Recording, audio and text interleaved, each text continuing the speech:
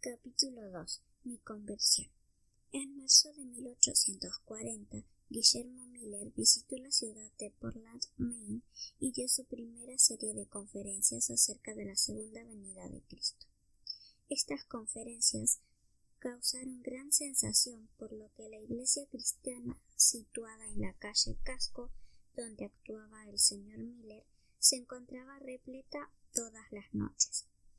En esas reuniones no había nada de agitación descontrolada, sino una profunda solemnidad que invadía las mentes de todos los que escuchaban sus conferencias. No solo se manifestó un interés notable en la ciudad, sino también los que vivían en el campo acudían todos los días llevando sus canastos con comida para quedarse desde la mañana hasta la última reunión de la noche. Asistí a esas reuniones en compañía de mis amigas y escuché el asombroso anuncio de que Cristo vendría en 1843, fecha que se encontraba solo pocos años en el futuro. El señor Miller explicaba las profecías con una exactitud que despertaba convicción en los corazones de sus oyentes. Hablaba ampliamente de los periodos proféticos y presentaba muchas pruebas en apoyo de su posición. Sus solemnes y enérgicas súplicas y amonestaciones para los que no se encontraban preparados mantenían fascinadas a las multitudes. Se realizaron reuniones especiales en las que los pecadores tenían la oportunidad de buscar a su Salvador y prepararse para los tremendos acontecimientos que pronto sucederían. El terror y la convicción sobrecogieron a la ciudad entera.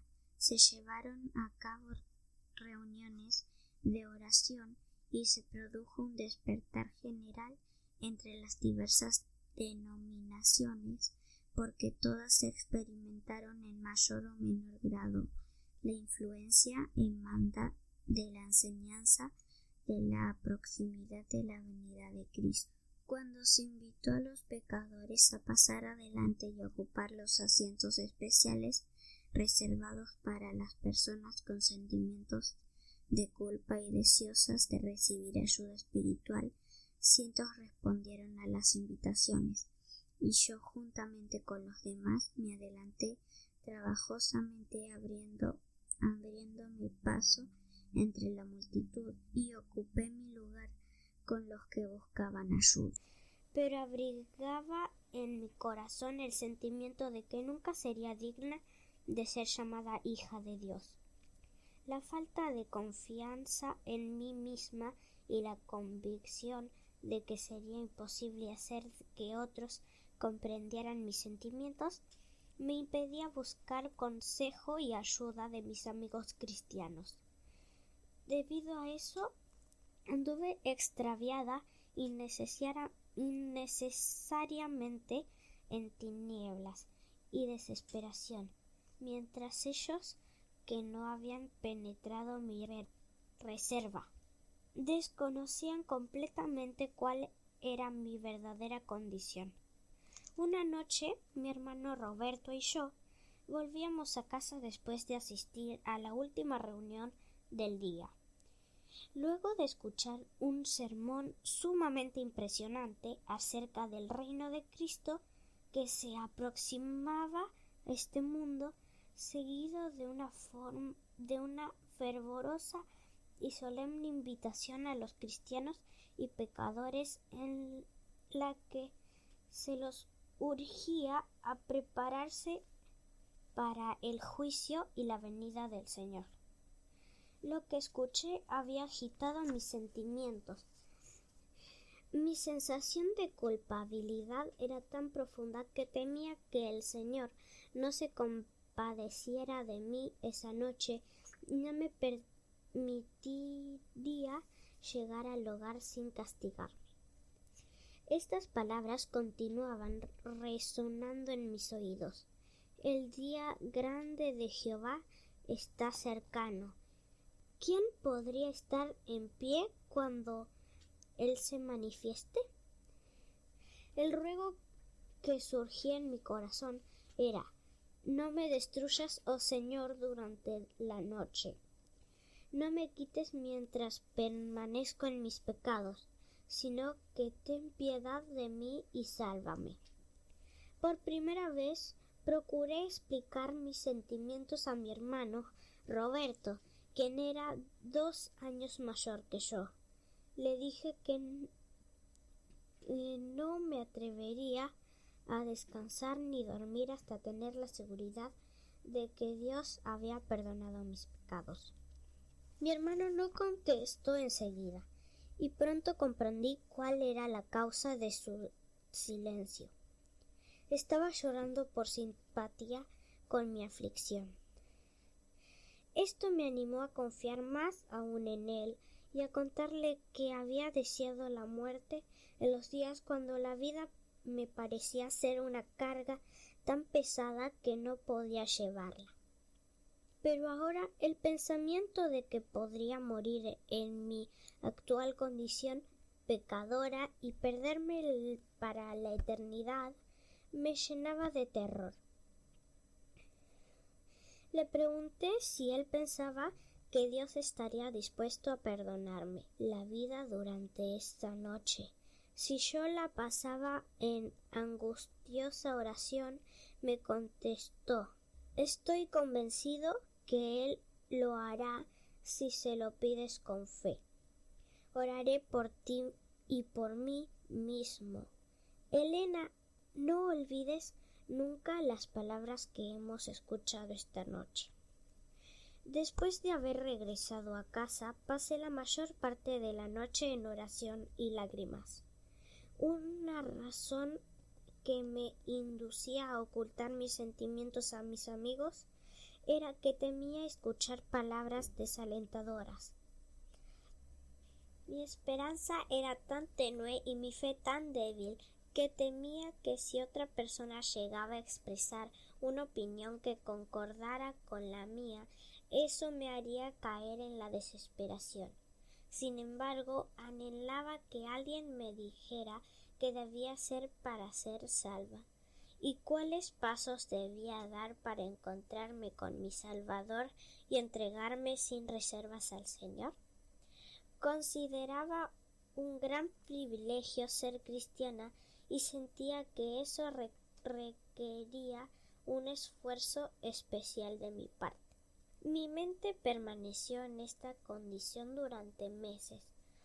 Usualmente asistía a las reuniones metodistas con mis padres, pero después de interesarme en la pronta venida de Cristo, había comenzado a asistir a las reuniones que se realizaban en la calle de Casco. Continúo. Mis padres asistieron el verano siguiente a las reuniones campestres de revivamiento espiritual realizadas en Buxton, Maine, y me llevaron con ellos. Había tomado la firme resolución de buscar firmemente al Señor en ese lugar y obtener, si ello era posible, el perdón de mis pecados. Tenía en mi corazón el gran anhelo de recibir la esperanza cristiana y la paz producidas por el acto de creer. Sentí mucho ánimo al escuchar en un sermón estas palabras: entraré a ver al Rey, y si perezco, que perezca. El orador hizo referencia a los que vacilan entre la esperanza y el temor, anhelando ser salvados por sus pecados y recibir el amor perdonador de Cristo, y sin embargo, manteniéndose en la duda y esclavitud debido a la timidez y al temor al fracaso. Aconsejó a tales personas que se entregaran a Dios y que confiaran sin tardanza en su misericordia. Encontrarían a un Salvador lleno de gracia, así como Asuero ofreció a Esther la señal de su favor.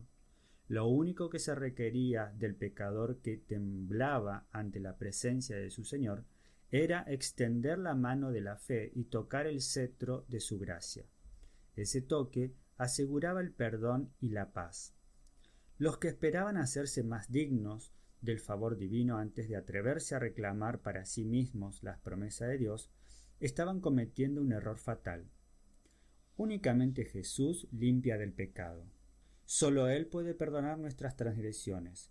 Él ha prometido escuchar la petición y contestar la oración de los que se allegan a Él con fe. Muchos tenían la vaga idea de que debían realizar algún esfuerzo especial para ganar el favor de Dios. Pero toda dependencia de uno mismo es inútil.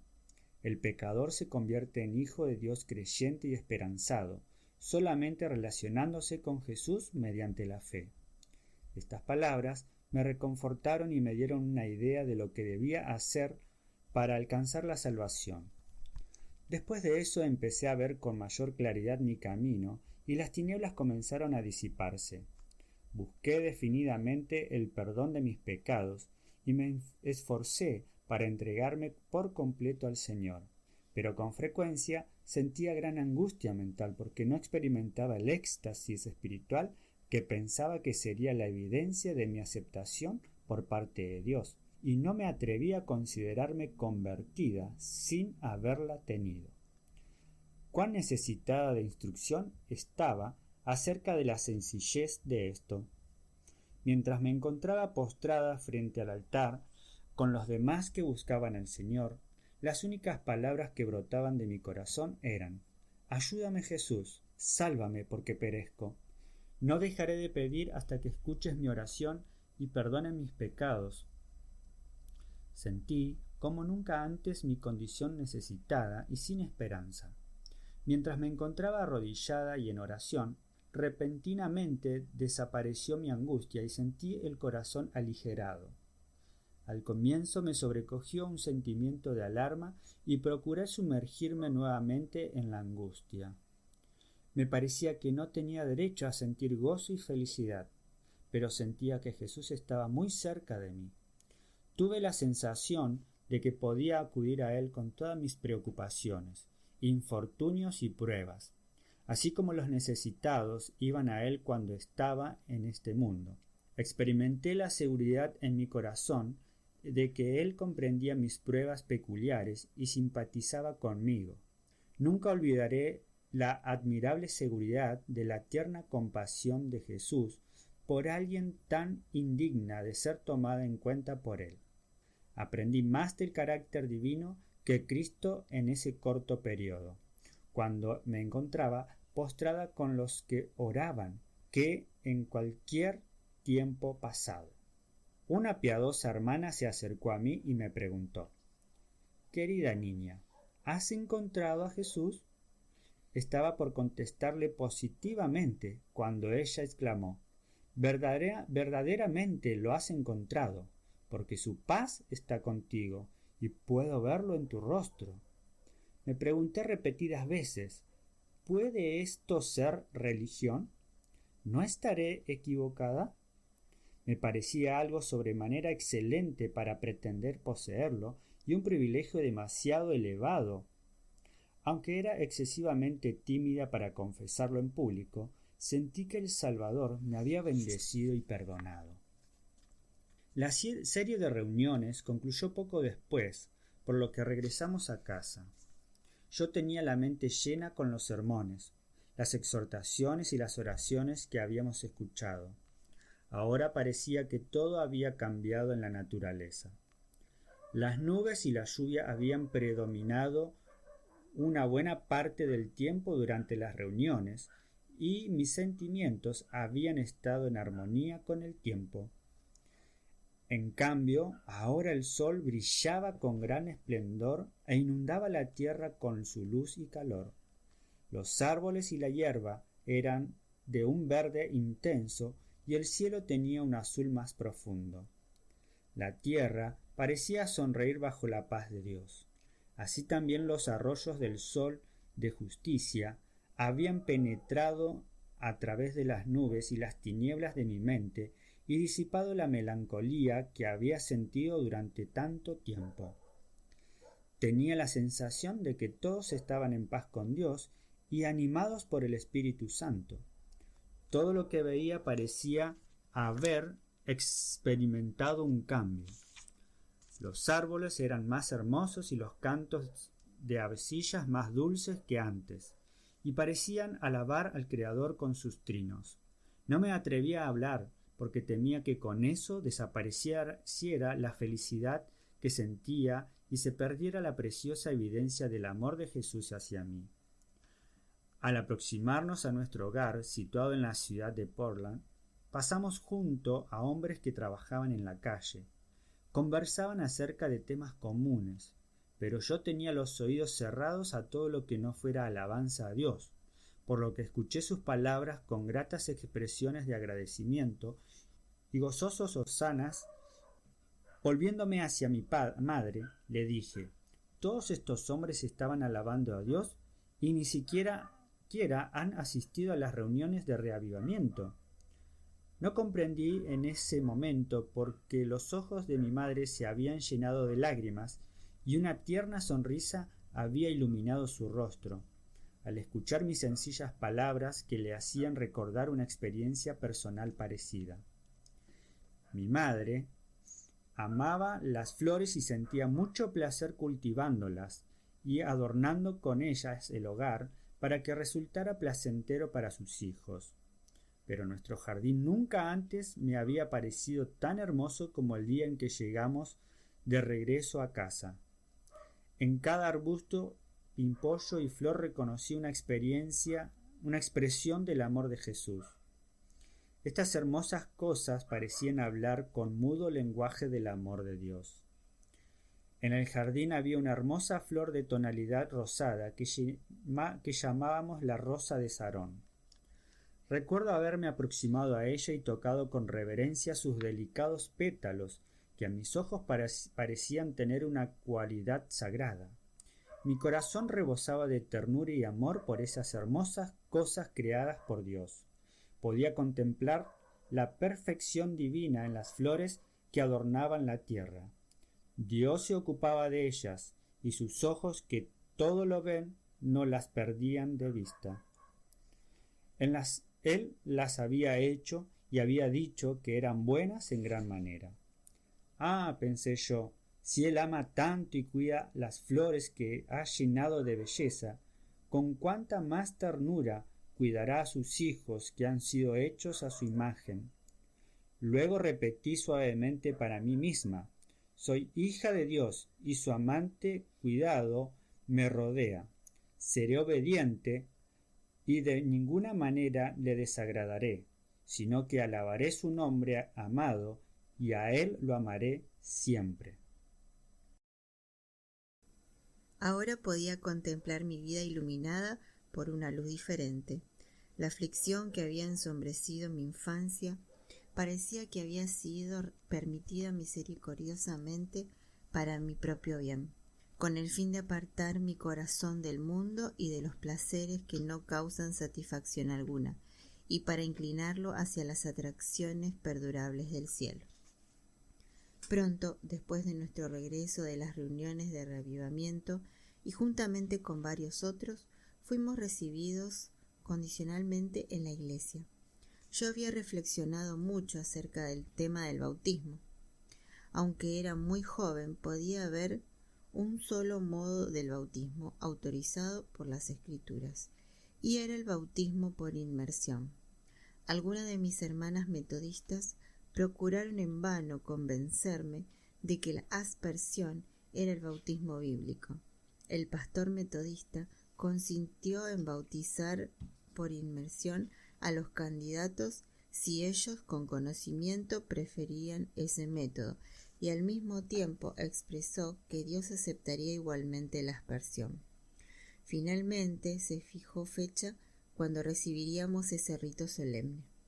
En un día ventoso, 12 de nosotros nos dirigimos hacia la costa para ser bautizados en el mar.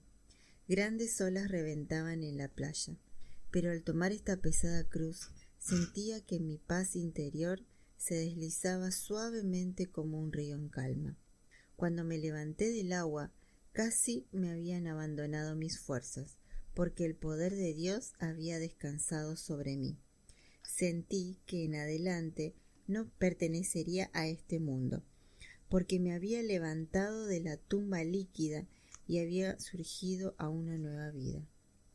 Ese mismo día, en la tarde, fui recibida en la iglesia como miembro regular. Junto a mí se encontraba una joven que también era candidata a ser admitida en la iglesia. La paz y la felicidad llenaban mi mente hasta que vi anillos de oro que relucían en los dedos de esa hermana y los grandes aretes que pendían ostentosamente de sus orejas. Luego observé que tenía el sombrero adornado con flores artificiales y costosas cintas dispuestas en lazos y moños.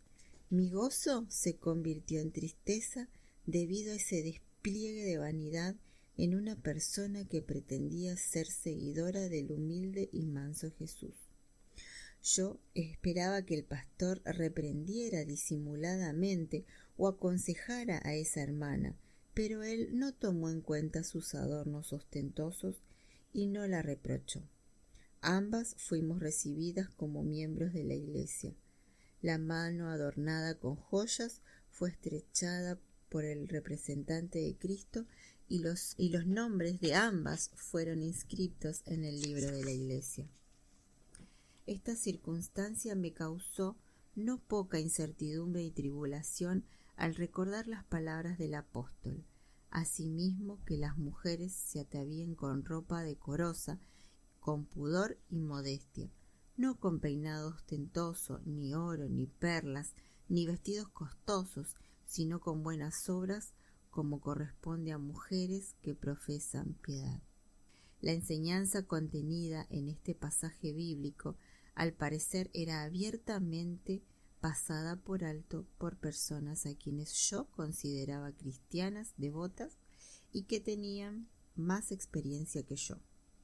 Si en realidad era tan pecaminoso como yo suponía imitar la vestimenta extravagante de los mundanos, ciertamente estas cristianas lo comprendían y se conformarían en la norma bíblica.